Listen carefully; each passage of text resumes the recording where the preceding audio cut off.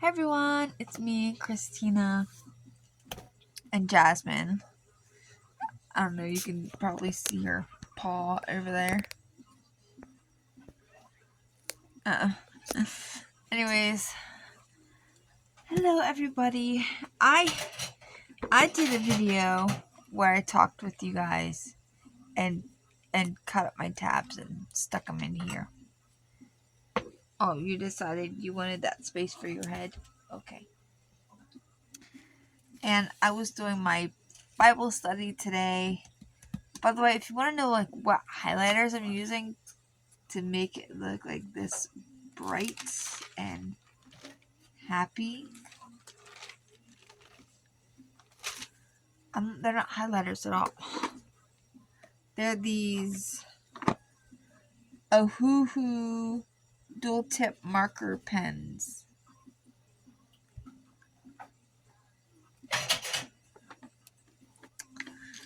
I love them. It's a combination of the awesomeness of this Bible paper and also just the bright colors. These are like some bright colors. I love it. I'm loving it. So I did that video and I wound up not uploading it because I kind of got on a spiel and you guys didn't want to know all that. But what the video was about was letting God be enough. What I mean is letting His approval be enough. Letting His definition of you be enough. Let His affection and attention be enough. And stop seeking it from people that aren't going to give it to you. And I had personally been dealing with some stuff. And just how people have been talking to me and treating me. And I kind of talked about it in the last video. So if you want to know a little bit more, go check out the last video. Well, anyways, I was really struggling today. Until I came to do my Bible study. I've been talking to God about it all day long. I know you're so cute, huh?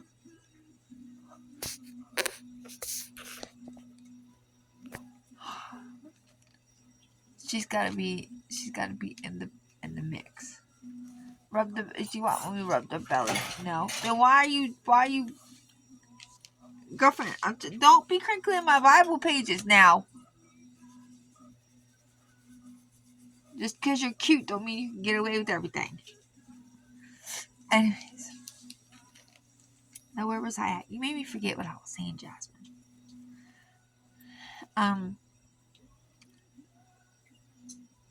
I know. I said I was having a hard day today. And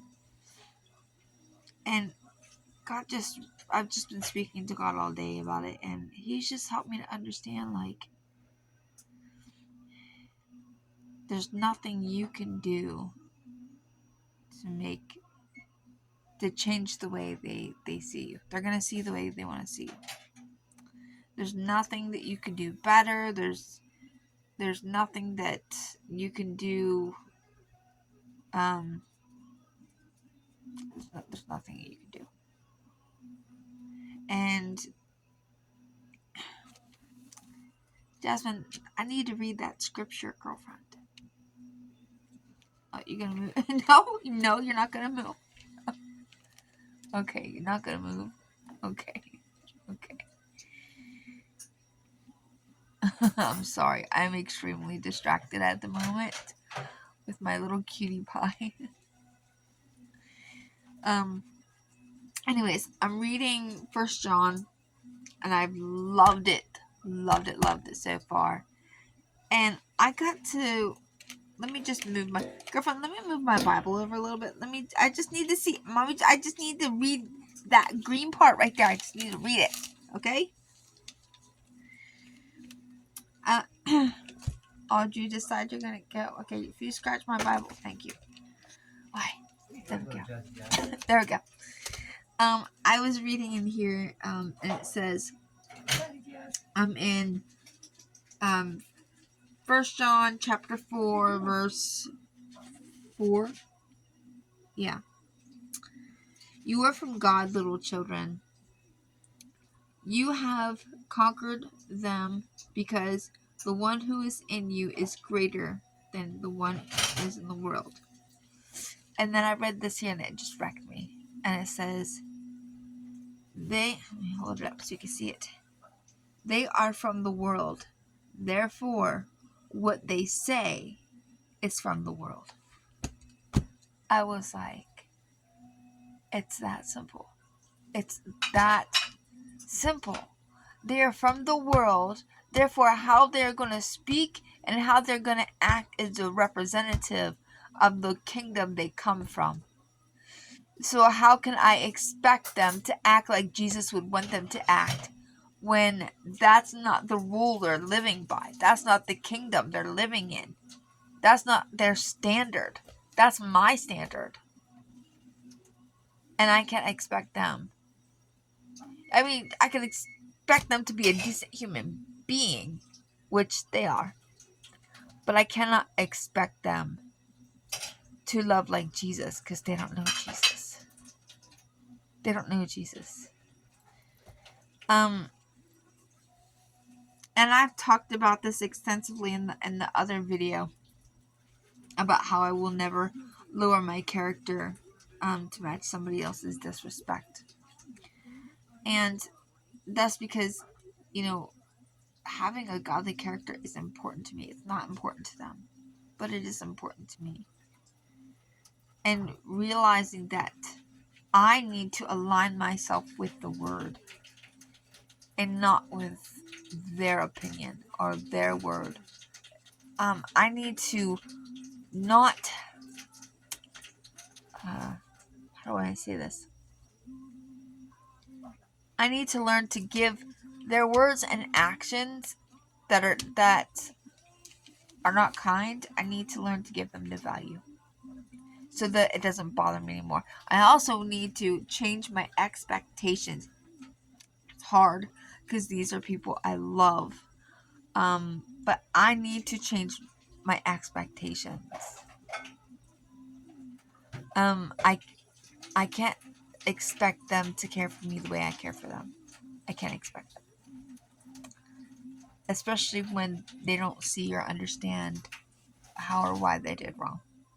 I don't even have to care. And so when you have somebody like that, you can't change them, but I can change myself. I can change how much value I give what they say, how much weight I allow it to have in my life. I can change my expectations of them. And I can anchor myself in God's word and remind myself daily of what he thinks about me and what he says about me and who I am in him and what his standards are. God's standards are far going to outweigh mine, So instead of trying to wish they would meet my standards, I need to try and meet God's standards and allow this word to govern me and to govern my attention and to govern my mood. Not how somebody speaks to me or the look they gave to me. Because there's somebody in my life, they can look at me cross-eyed in a room a whole day. In a room a whole day.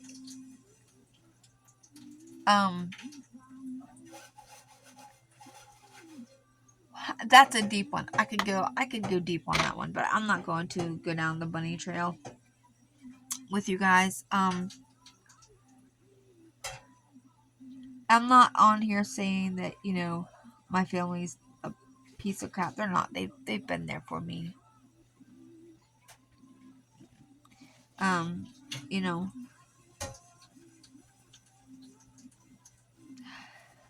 Anyways, let me stay on track, Christina. The moral of the story is God will always give us little reminders that we are his children. I'm going to not have the same DNA as him. But I got his spirit inside of me. I'm his child. And therefore, all the things that I've assigned to other people, the desire for acceptance and for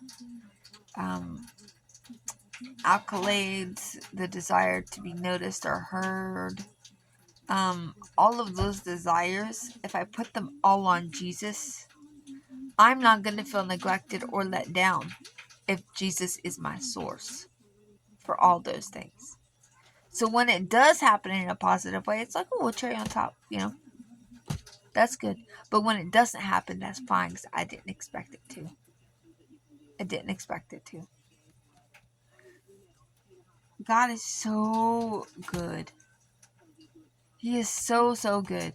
His word is amazing. I read that and it changed my entire mood for today.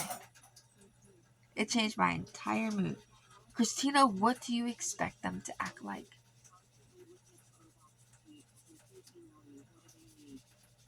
How do you expect them to speak? How do you expect them to behave? They're not living for my state. They don't have the same morals and values as you. They don't live under the same standards that you live in. So you cannot expect them to behave in the same manner that you would behave because they're not under the same banner. They're not under the same restrictions. The love that holds you firm, they don't carry that. So of course they're going to act like the world. And if I compare them to the world standards, they turn out pretty good. But if I compare them to God's standards, or what I would generally expect, And that changed my entire perspective. And just leads me, instead of seeking for them to see me or acknowledge me or what's the other word? Validate me. Because they're family. Family should do that to each other. Instead, I will seek that they would have a close relationship with Christ.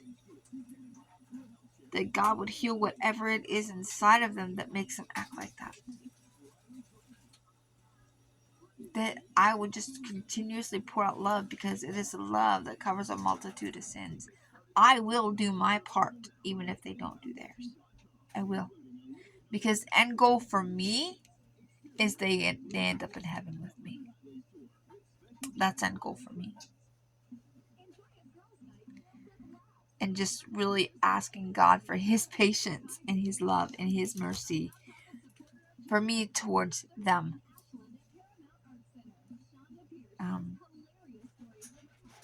And that's helped a lot. Looking at it this way has helped. Taking my emotions out of the situation and my expectations out of the situation has helped tremendously. And so I know when I go again and I see this person again, my expectations will not be the same. But I will still show all the love that I normally do. All the warmth that I normally do. And also like the whole heaping coals thing. Anyways. So I'm almost done with 1John. I'm getting ready to go into 2John. I love 1st, 2nd, and 3John. I really, really love it. I'm almost done with my room. When I'm finished with my room, I'm going to give like a preliminary room tour.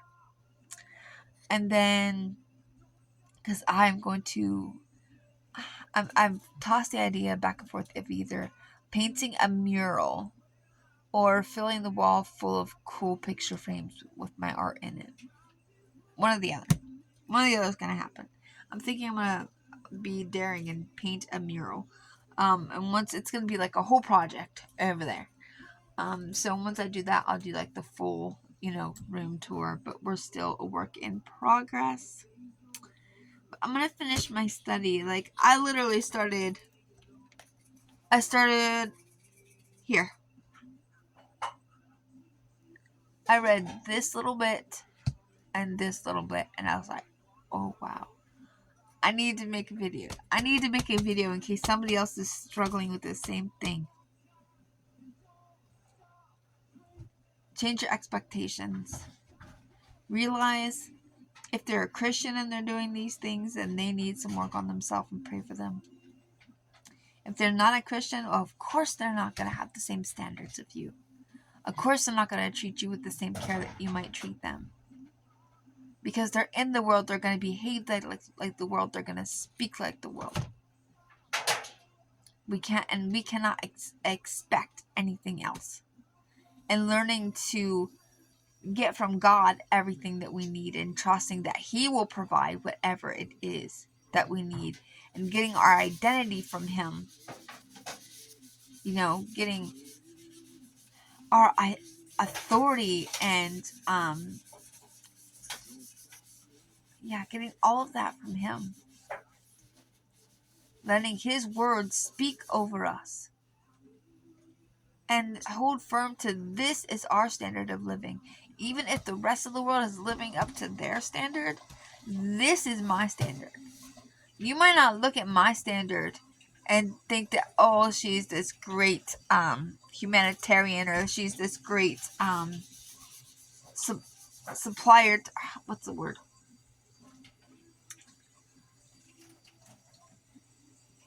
She's really giving back, or she's got this successful job, or she's really got a good life for herself. You might not see that on the outside, okay? But in the spirit, this is my standard.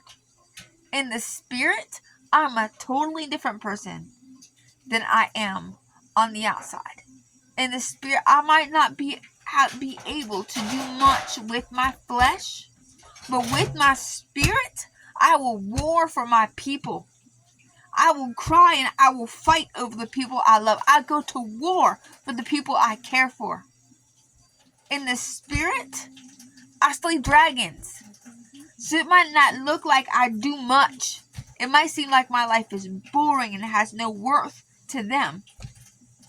But to me, I know who I am in the spirit. And that's got to be enough. It's got to be enough to know who you are. And who cares if anybody else notices? Because God does. God sees you. And He sees me too. Alright. God bless you guys. I'm going to go finish my Bible study. I'll talk to you guys later. Peace out.